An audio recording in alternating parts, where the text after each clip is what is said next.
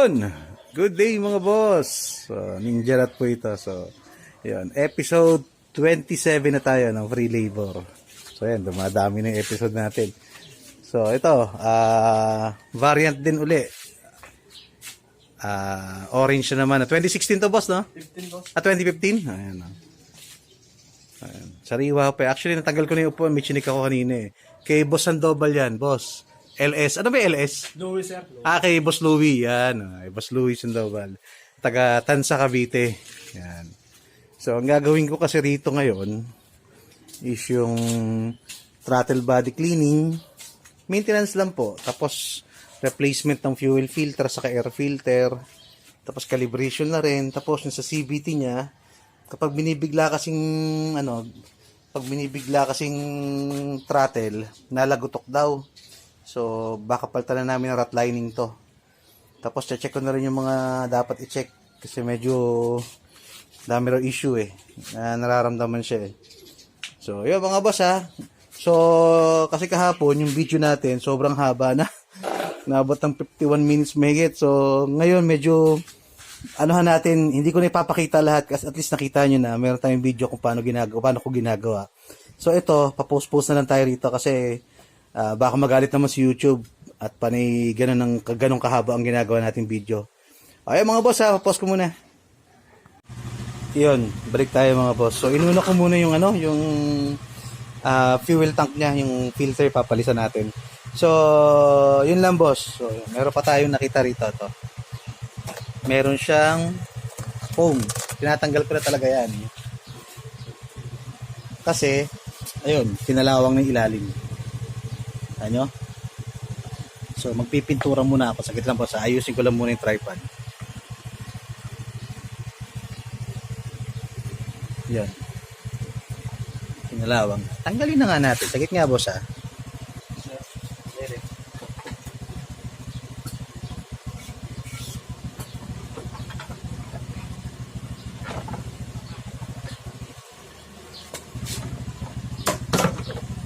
Yan. So yung mga boss, pinalawang ng ilalim. Ayan. Kita nyo ba? Yan. So mangyayari dyan boss, talagang bibiling ko si Boss Louie ng pintura para mapinturahan namin yan. Kasi pag hinayaan namin ganyan yan, mangyayari dyan, mabubutas na lang ito, magugulat na lang siya. Sabihin, ang lakas sa gasolina, pero pala, butas yung tangke. So, ilan mga boss ha? Pause ko muna. Yun mga boss. So, balik tayo. So, tapos na ako sa tangke. Napinturahan rin natin siya. So, wala nang kalawang. So, okay na. Wala naman tulo sa So, throttle body na ako. Napaklas ko na. So, yun, medyo madumi yung throttle body niya. Kapal na rin ang dumi. Yung loob, madumi, So, baklasin natin yung ISC. Yung manifold niya, yan, medyo madumi-dumi na rin. Hindi pala kita, sorry. Yan.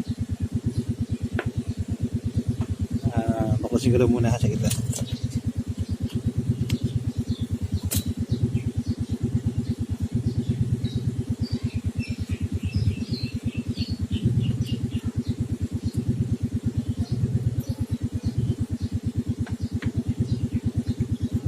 Iyon. Yan ang supply na ginawa nila. So, kita nyo yung loob ng ISC. Ang dumi. So, nangyayari dito boss. So, yung spring nya, ayun kita nyo, hindi maganda yung pagkalapat nila. Sobrang dumi na. Saka na-deform na ng konti. So, tingnan natin kung magagawa natin. Tingin yung dulo, pumuka na, pinatak na nila yan. At the same time, nilagyan nila ng 5mm na stopper. Ayan Sobra nga sa 5mm to Ang kapal ng ginawa nila. So, may tendency masira ang ang motor nito. So, every time kasi napapatay natin ang MXI natin, nagkakaroon siya ng, nag-reset siya. Saglit lang mga boss ha.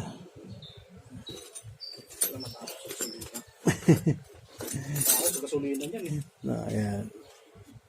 5 mm naman siya. Walang problema yung nilagay nila. Kaya lang sobrang laki. Sobrang taba. So, hindi na nakakagalaw yung spring ng ayos. Kaya yung spring na-deform. Ayan, no? Binatak siguro nila. Ayan, no? Umangat na yun. Ayan. Tanggalin natin yung spring.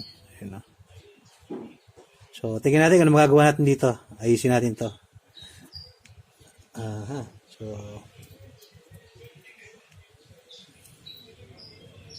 tapos sa kanyang TPS,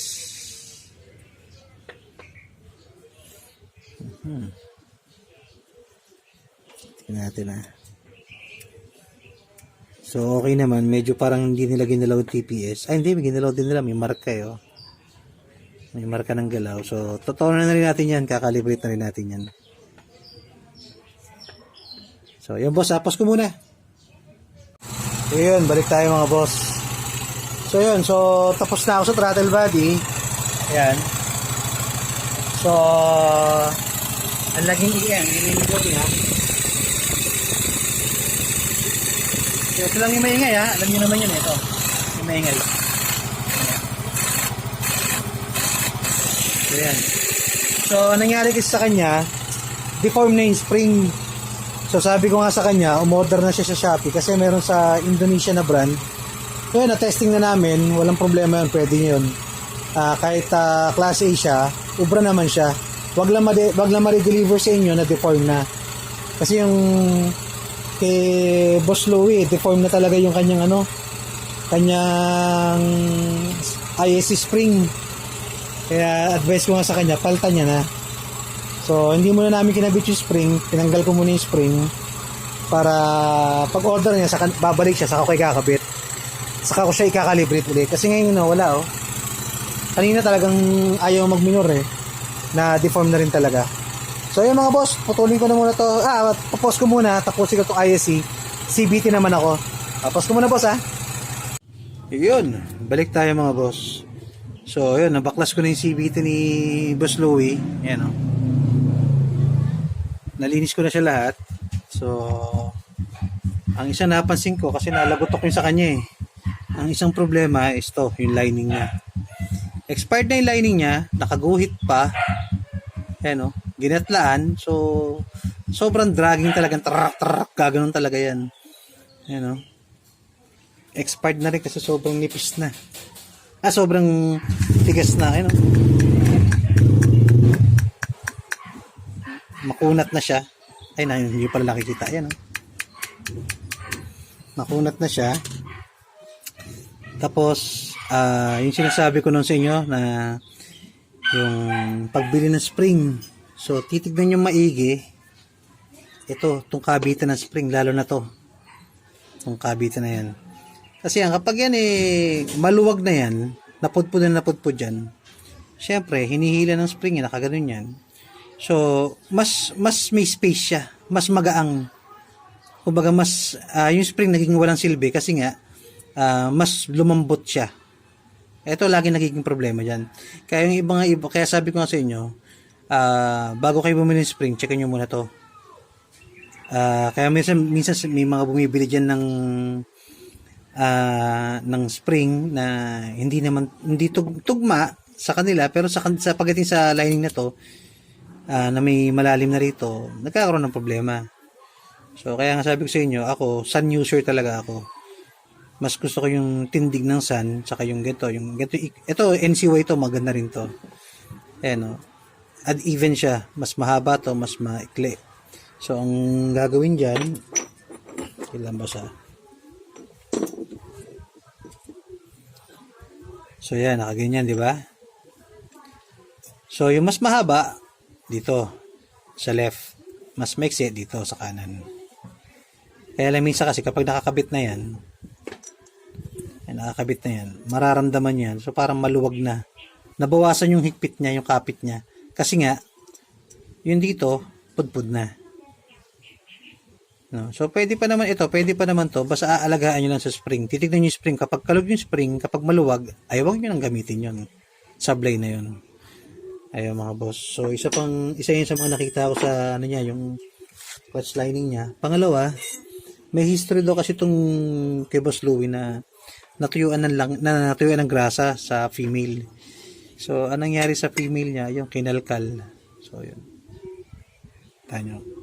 May tama na rin. So, pwede pang gamitin, kaya lang may tama na. So, sabi ko nga sa kanya, etong nabili niya na second hand, parang kinalkal na yung ano eh. Yung haba eh. Ito. Asan lang. Yung hintuturo. Parang kinalkal na to eh. Ay, hindi nyo nakikita. Ito. Siguro na-extend siya ng konti. Kasi tinan nyo yung sa o-ring niya. Ay, sorry. Yan o. Ay, mag-focus ah. Ang nipis na. So, kinalkal to rito. Hinala ako. Kinalkal ng konti to. Siguro mga 0.5 mm. Ayan. Or mga point something. Basta kinikil lang konti. Kaya medyo umano siya eh. Tapos siya nagkatama na yung loob. Ay sorry, hindi nyo kita. Ayan, nagkatama yung loob. Ayan. Natuyuan ng Ayan. Natuyuan siya ng grasa. Na may mental block ako. Wala akong masabi. Ayan, saka yung loob niya, tinamaan na rin. So, ayun mga boss. Maghahanap pa ako rito ng female. Natitignan ko kung uubra pa. Na medyo okay pa. Papost ko muna mga boss Balik ako. Ayun mga boss. Nag-testing na kasi Boss Louie eh. Papasok na muna ni Boss Louie. Up, sayad. Atras mo na, yan. Ako, mahal ang flarings, yan. Kamusta, boss? Okay, boss. Nakapit. Yan. So, tapos na kami sa episode 27, rat lining. Kaya lang, boss, pinapansin pala ako sa manibela mo. Nakadiretso yung takbo ko, pero nakapaling ng kanan. Parang may sa public. Mayroong Yan boss, putulin ko na muna yung episode 27 namin at sisilipin ko pa tong kay Boss Louie yung manibela niya. So, yun. So, another successful na naman, satisfied customer. So, rat lining, ginawa namin ito, rat lining, linis CVT, palit fuel filter, linis throttle body. So, yun. Tapos na kami mga boss, calibration. Okay, so boss, baka may mga gusto ka pa sabihin, boss? Salamat, boss. Yan. So, yun, maraming salamat din, Boss Louie. Yun. Sige, putulin ko na po. Ride safe.